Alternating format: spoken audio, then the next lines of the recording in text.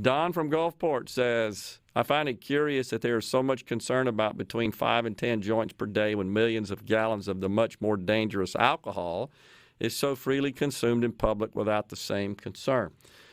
I think the governors, again, I'm not his spokesperson, but just hearing him speak and speak and address this issue, specifically the amount, the quantity, the volume issue, the fear and the concern is it morphs into essentially a recreational marijuana program as opposed to a medical marijuana program.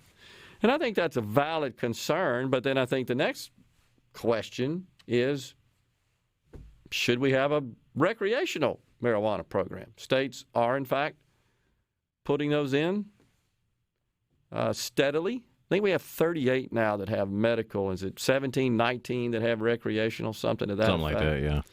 But there are a group of Republicans in the House, I think we talked about that last week, that are seeking to decriminalize marijuana at the federal level. I personally just think it's a matter of time. Not sure how I feel about it just yet, whether or not I think recreational marijuana is a good thing or not. The sort of libertarian-leaning side of me says to each his own, and then there's also, concerns about how that might impact society. It's not like it's not happening now. It clearly is, and law or no law, it's happening. Well, I mean, you go back to the beginning of all this when California legalized it medically. Yeah. Within a year, the system in place had allowed for a dispensary to be set up on one side of the street, a doctor's office, I put that in air quotes if you're watching, on the other side of the street, where you walk into the doctor's office and there's a guy in T-shirts and a Tommy Bahama, or shorts and a Tommy Bahama shirt with his feet propped up going, well, what ails you? And he's got all these posters on the wall with all these different side effects and things that you're supposed to say. Like, this is a symptom. I have back pain. I have insomnia.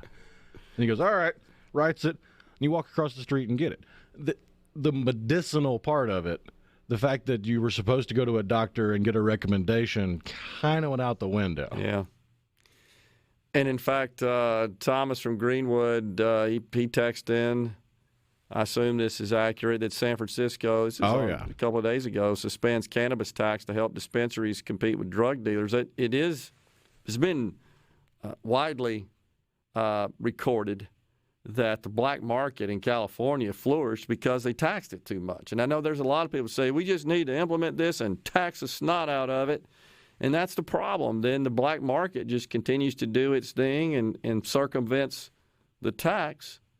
Not a lot different than what we saw with the tobacco and the tobacco stickers and the tobacco taxes. There was a huge black market. When it gets out of control, in fact, I want to say New York City was kind of ground zero for that. They imposed a ridiculous tax on a pack of cigarettes, and that, of course, led way for a really robust black market of tobacco products. So, it's the market speaking, like it always does. It just finds its equilibrium. That's what it should do.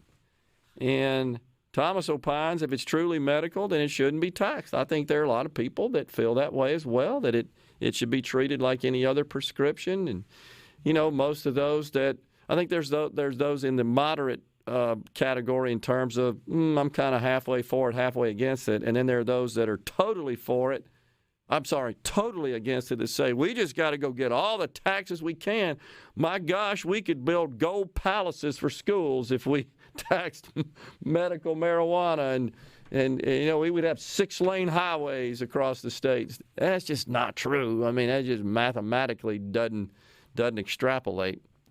So there's got to be some, again, a reasonableness test here, and we'll see where all that goes. I think one thing that we'll be watching that will be interesting to see is, let's suppose that the legislature, the governor come together, they get a bill, the governor signs it, we have a medical marijuana program, and if it stays like it is now, communities, cities, right, have 60 days or 90 days?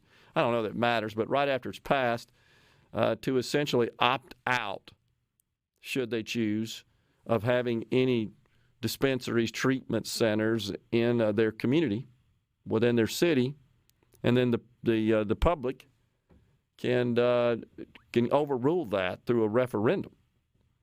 And there's some guidelines and limits on that. You got to wait a certain period of time if it fails, where you can go back and try that again. So it'll be interesting to see what happens there. You got to believe there are communities that will opt out, and of course, I would expect that they would do so based on the pulse they feel from their constituents, their voters.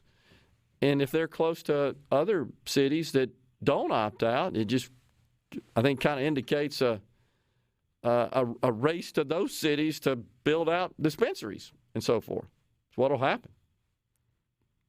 It'll be people that come out of the cities that opted out going into the cities that opted in, kind of like you have now. Folks are known to move to states when they have family members that feel like they could benefit from the medicinal effects of medical marijuana, and they take up residence in those states. So